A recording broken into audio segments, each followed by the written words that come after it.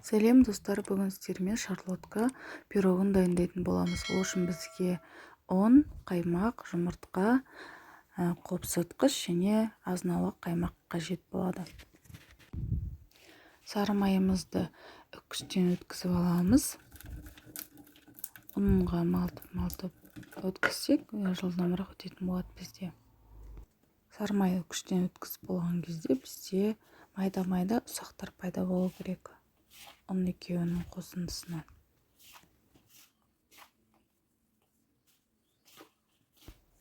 Шым-шым тұз салып жібереміз, араластырамыз және тағы.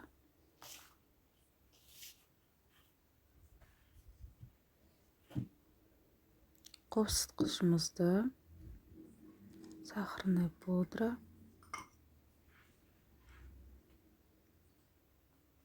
екеуін жақсылап араластырып, құрағы заттарды бірінші араластырып аламыз.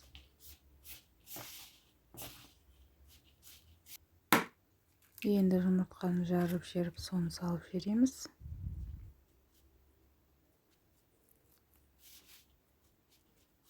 Оны араластырып болып, енді кезек қаймақты саламыз.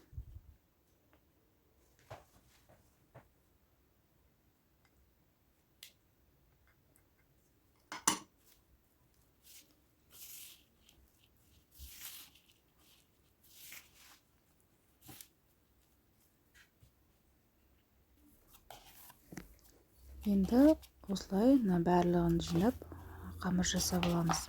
Қамырды екі бөлікке бөлеміз. Біреу астына, біреу үстіне сәндік үшін. Лайфхак қыздар, осылай пергамент қағазын алып, формаға дәлдеп кесіп аламыз.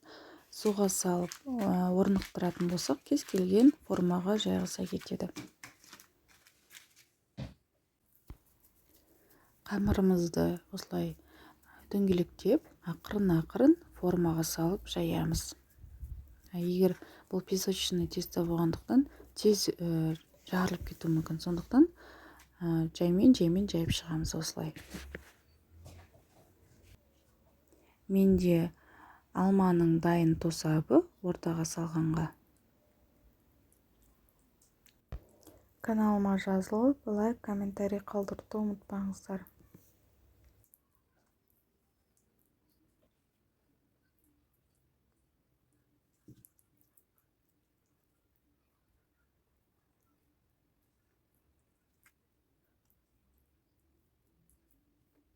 Қамырдың екінші бөлігін бетіне сәндік үшін осылай жайып шығамыз.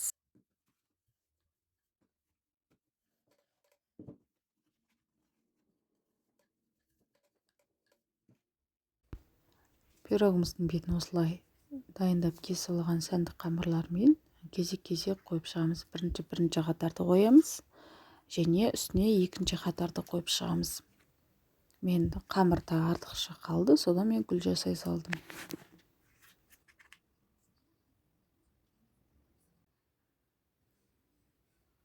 Енді қызып тұрған печке салып аламыз.